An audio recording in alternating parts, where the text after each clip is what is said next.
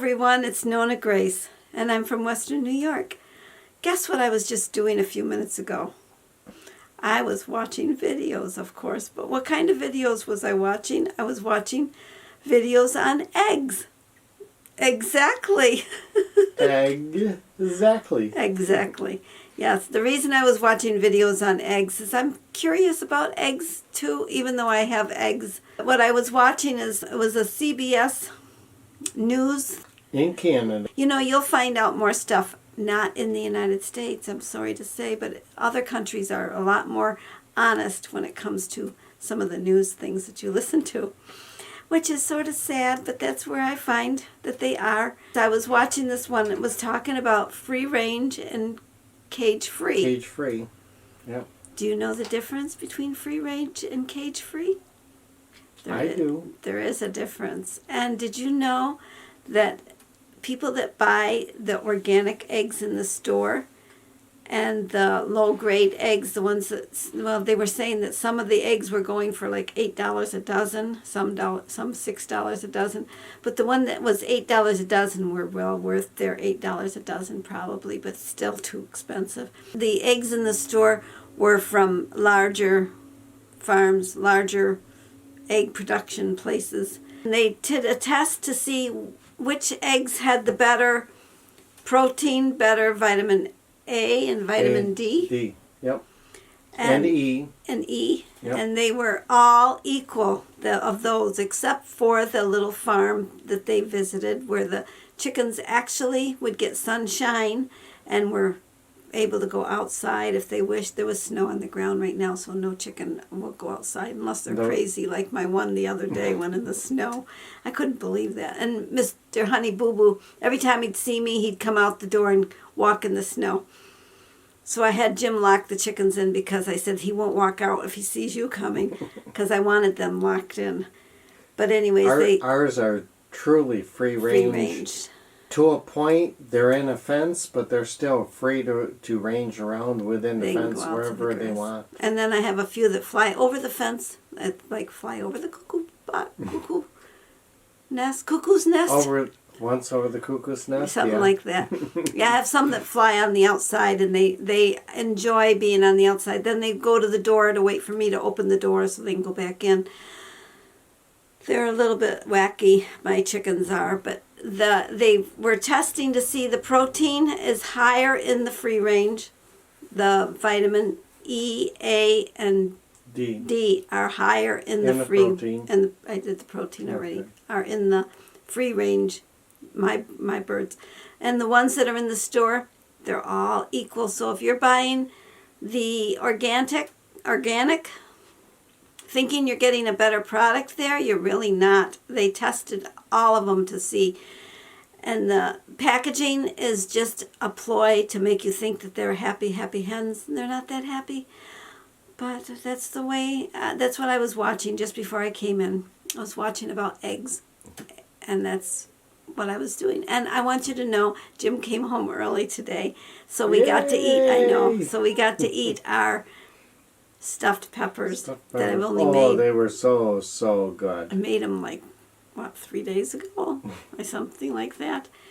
I was watching a different show or every time I watch one of the videos and they're making something, it gives me an idea, and I'm thinking, maybe I'll make that. And then I decide I'll make something because chances are we have eggs if we don't have anything made. I've been eating a lot of turkey with the provolone cheese on it. I like that. That's what I have at around 1:30, 2 o'clock. Somewhere in there I eat. And then I eat again when Jim comes home, if he comes home early enough. If he doesn't come home early, then he has eggs. And I have whatever I feel like having that's light. Something light. I don't want to have anything too heavy. I was going to show something today. I got to go get it. I will go get it. It's for Lisa Ann. She wanted to see how to make the pull skein. I've got to go get the yarn. I forgot all about that. Oh my goodness. Boy, it's a lot colder in the other half of the house compared to in here. It's nice in here. Well, I had gotten a request from Lisa Ann Spencer to do a magic, well, not a magic, it's for the pull skein of the yarn. And for me to do a pull skein is hard to find because most of my balls have already been in a pull skein. So I have this little cotton that I have that's not, it's not in a pull skein. This one is just, it's just where you have to, I'll give you the ball, where this would just roll around in the box or your container or whatever. And so what you do to make a pull skein, and I'm going to show you this, you give yourself a little tail because that's what you would pull on. You put that tail, I put it in my hand like this, and then I start wrapping, but I make my fingers wide so that it's loose. I wrap around for a little bit, then I will take it, turn it, but you leave that little tail, that first little tail, you leave that still there, and you pop. I've got this other yarn in my hand, and I'm going to spread my fingers again, and I'm going to wind some more, but don't collect that little tail, and just go round a few times that way. Take it out of your hand again. What you're trying to do is you're just trying to make little bits of pieces so that it's not going to be too tight and not too much at one shot. And you make it wide again and wind. Now I'm trying to make a ball, but as you can see, my little pull thing is still loose. You want to leave that loose. When you think you've got it enough to where probably the center will come nice, then you can start winding it so that now those loose ends that you had will be, and you wind it around and make it a pretty ball. Keep going. Some of you have those machines that will do this. I don't have a machine. I don't need a machine because I do this. You are the machine. I am the machine. You get exercise. And Jim is the other side of the machine, usually. Or if it was in a box, it would just be tumbling around and I'd be rolling it up. And when you get to the end of those pull skeins, I always make balls out of them. And you just keep going. Sometimes I just do this. He's helping me. He's held more yarn and pulled more yarn from when I redo projects. And when you run out of yarn, which it's almost done, you just take that end. Now, Pamela has little hair clips. You could put it on the end of this and it would clip it. Or you just tuck it underneath the last group of, I just tuck it under underneath the last group of yarn that I did. And now it's a pull skein. And say you undid something and you don't like I just undid this. And say you ripped a project and you want to be able to pull it like a pull skein. You go closest to your project. Well, my project would be over there. Mm-hmm. I gotta go to the end. I gotta go closest to my project, which is the end. Which would be the end on this one because my project would be over here, and you would just it's still connected to the project, and you would just start winding it again, just like you did to wind it the first time. And this way, when you get it all wound back up after you've undone some, you will have a pull skein again. So this is going to be, now it's going to be a double pull skein because I've undone too much of it. So this is how you make a pull skein, and you don't need one of those fancy turners if you've got.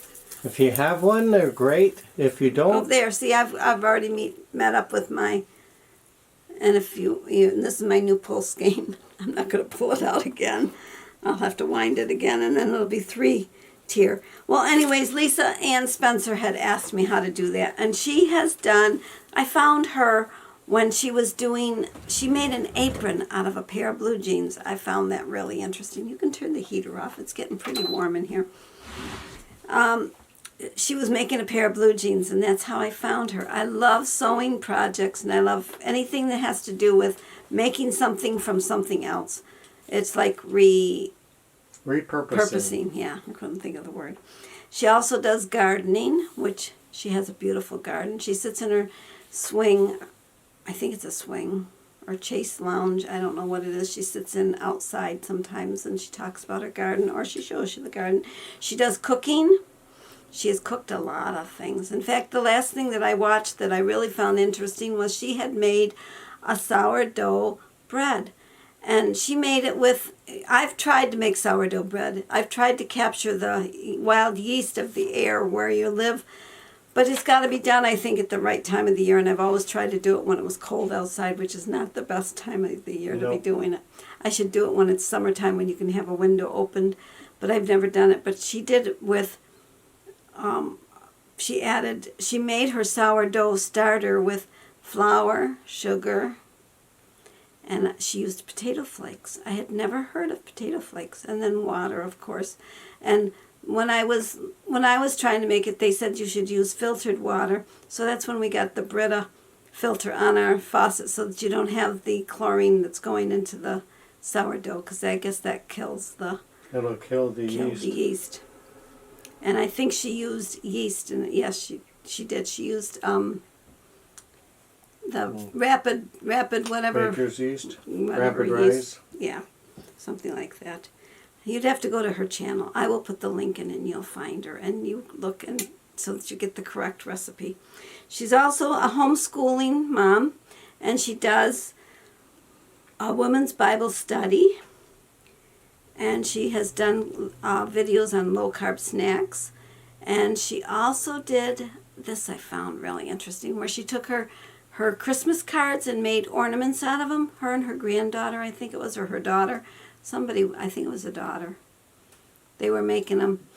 And it was really interesting. I found, and you made 20 circles, and she used a toilet paper roll as her size of the circle. It was using things that you have again, and hot glue.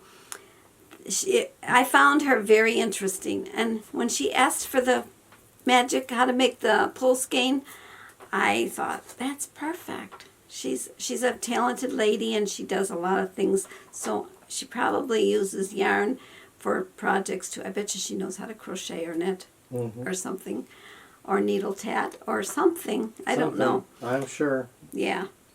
I don't know if she's ever done, I haven't seen a video where she's done that stuff, but I bet you she does know how. Or if she doesn't, she will learn how. Well, I hope you enjoyed this little egg talk and how to make a pole skein, and listening to me about Lisa Ann Spencer and what she is, her channel. That's her channel name, Lisa Ann Spencer. I will put that in the link so that you can all find her. And I'm going to say goodbye now. So we'll see you all tomorrow. Bye.